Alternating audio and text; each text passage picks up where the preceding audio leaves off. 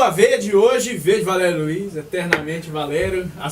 Pegando aqui a sugestão do Adolfo Campos, um abraço pro Hélio. O assunto de hoje é o 10º Congresso Internacional de Jornalismo Investigativo, que participei na semana passada, no final de semana passado, que inclusive foi o tema do Tudo a Ver da semana passada. Exato. Também, aproveitando aquela questão dos 3 anos da morte do meu pai, Valério Luiz, que foram completados dia 5 de julho, domingo passado. De volta aos microfones aqui da Rádio Bandeirantes 820 AM. Semana passada o programa foi gravado, porque eu estava em São Paulo para participar do 10º Congresso Internacional de Jornalismo Investigativo, que é promovido pela Associação Brasileira de Jornalismo Investigativo, a ABRAGE, que inclusive foi criada por causa da morte do Tim Lopes. Todos se lembram do caso do Tim Lopes, que era um jornalista investigativo, ganhou o prêmio ESSO com suas reportagens, era o jornalista investigativo por excelência, né?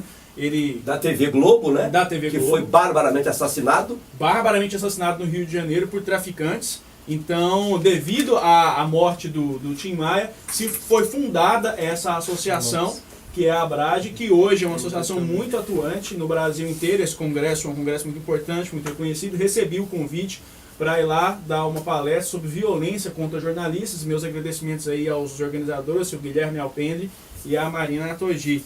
Vou falar não só da minha palestra, de algumas palestras interessantes que eu assisti no decorrer do congresso, que eu acho importante. No sábado, na sexta-feira, melhor dizendo, eu ouvi uma que chamava Jornalismo, Política e Relação com Fontes, com o Leonardo Souza, da Folha de São Paulo, e com o Rodrigo Rangel, da Veja. A relação do jornalista com fonte é uma coisa muito delicada, né? Existem, inclusive, estudos sobre qual seria o melhor comportamento do jornalista com a sua fonte, principalmente depois que a fonte vira notícia. Adolfo está aqui ajeitando o microfone. Depois que a fonte vira notícia. Um dado interessante que eu vi nessa palestra, esses jornalistas eles cobrem política há muitos anos, há mais de 20 anos. Então eles dizendo que nos anos 90, o PT, que era oposição, principalmente a alta cúpula do PT em Brasília, entregava dossiês sobre o poder, sobre as pessoas que estavam no poder, sobre a presidência da República. Então eles eram uma fonte muito profícua ali para os jornalistas da época. E o jornalista com a sua fonte, não raro, acaba criando uma certa relação, às vezes, uma relação de amizade ou de cumplicidade, aquela coisa. E muitas vezes, quando acontece da fonte cair no centro da notícia, tem que ter um pouco de maturidade do jornalista para não negar a notícia para as pessoas, né? Dar a notícia mesmo assim, independentemente desse tipo de relação pessoal. E foi o que aconteceu, porque eles disseram que essas pessoas que estão hoje sofrendo na mídia pela questão da Operação Lava Jato, do Mensalão, eles alguns anos atrás, nos anos 90, eram as fontes dos jornalistas. E hoje estão sendo a notícia. Então essa virada foi um assunto discutido aqui no jornalismo, política e relação com as fontes. Pegando o gancho da questão da Lava Jato, teve uma palestra com o juiz Sérgio Moro, que eu assisti também. Estava lotada e muito interessante a palestra, embora ela tivesse uma limitação natural, que é o juiz, quando ele está julgando um caso, ele não pode ficar comentando esse caso na imprensa, é inclusive proibido pelo Estatuto da Magistratura, ele pode inclusive sofrer sanções por isso e tudo. Então ele foi lá para essa palestra, estava lotada, e as pessoas, era natural que elas quisessem saber da Operação Lava Jato. Então a maior parte das perguntas era sobre a Operação Lava Jato e o juiz tinha esse impedimento de falar explicitamente sobre o processo. Mas mesmo assim foi interessante, porque acabou, foi uma figura que hoje está alçada ao status de celebridade, né, por causa da atuação dele, então acaba que desperta uma curiosidade de ver como a pessoa é. E é um cara tranquilo, estava lá naquela fala mansa, que eu achei interessante. Ele me pareceu uma pessoa ponderada, disse que, justamente por causa dessa questão de ser alçado ao estado de celebridade, perguntaram para ele sobre a formação dele e tudo. E ele disse, minha formação não tem nada de extraordinário, né? Eu estudei, formei em Direito, passei para juiz, fui para essa vara e o processo caiu comigo, né? Ele não tenta espetacularizar realmente o que está acontecendo com ele, não, e eu acho isso uma coisa boa.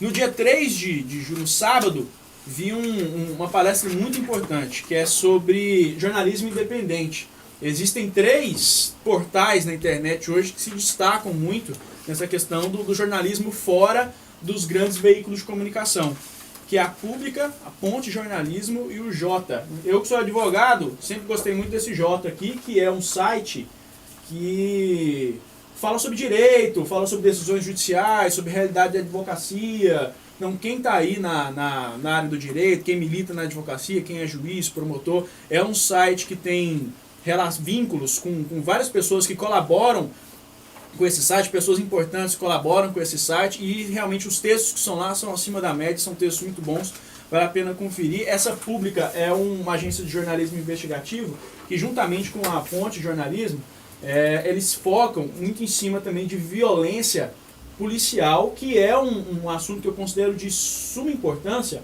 porque é uma coisa que as pessoas não entendem muito bem ainda. Não tem por que você vai discutir a violência do bandido comum. Isso é uma coisa que não tem discussão, porque todo mundo sabe o que tem que fazer, né? Uma pessoa comum foi lá, praticou uma violência, praticou um crime, tem que investigar, pegar e cadeia na pessoa, não tem discussão. Agora, quando a tropa pratica violências partindo para a ilegalidade, é uma coisa que eu ainda não sei porque no Brasil tem muita gente que defende ainda. E às vezes acontece assim, o policial assassina, às vezes, ok, Valerinho? Aí a polícia vem e diz, os soldados Adolfo Campos Filho e Emerson Vargas, que assassinaram, que mataram, eles serão punidos, serão afastados do trabalho na rua, vêm para o trabalho interno, vão ficar conosco aqui no escritório, na parte burocrática. Já ouviu isso? Já ouvi demais. E aí? Então, um abraço para Natália Viana, da Pública, ficou inclusive combinado que vou escrever um texto sobre o caso que aconteceu aqui em Goiás para a agência pública. Um abraço para o Fausto e para o André Caramante, da Ponte Jornalismo. Um dos fundadores desse Ponte Jornalismo, o André Caramante, ele foi inclusive, teve que sair do Brasil, porque foi ameaçado lá em São Paulo, por tal de, acho que é Coronel Telhado. A Folha de São Paulo pagou para ele ficar uns 3 meses lá fora, mas depois demitiu ele, sim. Então, mesmo em grandes veículos de comunicação acontecem essas ameaças, acontecem essas perseguições, né? E o veículo tem que dar guarida, né? Tanto no caso do meu pai aqui, não por acaso, os principais veículos que pegam mais em cima do caso, que dão um apoio, né? A PUC TV, com o André Isaac nunca deixou de dar, o 820 aqui nunca deixou de dar também. Acho que é natural o veículo onde o jornalista trabalhou e sofreu a violência que se condoa mais e dê um apoio maior. Então a Pública, a Ponte Jornalismo, um abraço pro Fausto também. Adolfo? Não. Teve uma palestra também sobre Charlie Hebdo, né? Essa palestra lotada. O interessante da palestra do Charlie Hebdo com os franceses antes de entrar no auditório, todos tinham que ser, as bolsas, tudo revistado. Então, até na questão de segurança, até na palestra do Charlie Hebdo lá em São Paulo, eles tiveram essa segurança. Por fim, eu assisti uma palestra com a Dana Priest do Washington Post, que ela falando sobre jornalismo investigativo, audiência e inovação no Washington Post. Isso aí ela falando das reportagens investigativas que o jornal desenvolveu lá nos Estados Unidos. O ponto mais interessante que eu achei da palestra dela, ela comentando a política de segurança dos Estados Unidos da América depois de 11 de setembro, ela dizendo o seguinte, uma coisa que eu não sabia. Ela falou que nas principais cidades americanas, em Washington principalmente, os grandes prédios eram prédios de bancos, de corretora de seguros, ou seja, coisa que você sabe o que é, né? Você sabe o que é um banco, você sabe o que é uma corretora de seguro. Agora, depois do 11 de setembro, tem prédios gigantescos que você não sabe o que é, você não sabe o que está lá dentro. Tem só umas letras assim que não identificam muito bem o que está dentro do prédio. Por exemplo, NS3, umas coisas que... qual é a explicação que ela deu para isso? Ela falou que o governo americano não quis investir mais em segurança do ponto de vista burocrático, ele não criou mais agências oficiais do Estado de segurança, porque ela diz que é um princípio do governo, e todo mundo sabe disso, que uma vez que a burocracia aumenta, ela não diminui mais. Então o governo não queria arcar com o aumento da máquina administrativa formal. Mas para incrementar os esforços de segurança, o que os Estados Unidos fizeram? Eles contrataram agências particulares de segurança e investiram verdadeiras fortunas, bilhões e bilhões de dólares. Então existem agências lá que não são oficialmente parte do governo, elas têm acesso a todas as informações, têm uma espécie de autorização para investigar, para espionar as pessoas, e ninguém sabe, a atividade delas é secreta. Então ela coloca isso como um fenômeno perigoso e estranho que está acontecendo nos Estados Unidos. Citou, inclusive, a ocasião em que a presidente Dilma tinha sido espionada, né, e até cancelou, na época, uma viagem lá para os Estados Unidos. Ela disse que isso aí é jogo de cena que é sabido entre os países que um espiona o outro, e que a atitude da presidente Dilma foi realmente compreendente para inglês ver ou para brasileiro ver. Né?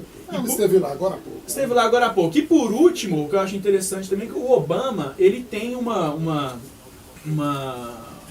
ele passa uma imagem muito mais amistosa do que o George Bush passava, né? Ele, inclusive nas posturas dele, públicas e tudo, ele é uma pessoa que,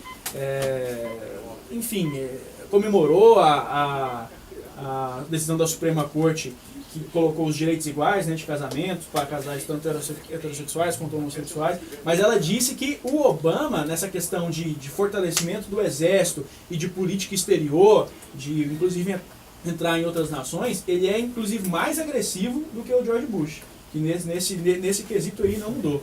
Então esse tipo de congresso é realmente muito enriquecedor. Encerrando aqui com alguns agradecimentos e abraços, me estendi um pouco mais hoje. Um abraço pessoal da Faculdade Bom Jesus e Eluz, que compareceu em peso lá no congresso, na minha palestra. Um abraço para a Luísa Sansão, do Rio, compareceu lá também. A todos que compareceram.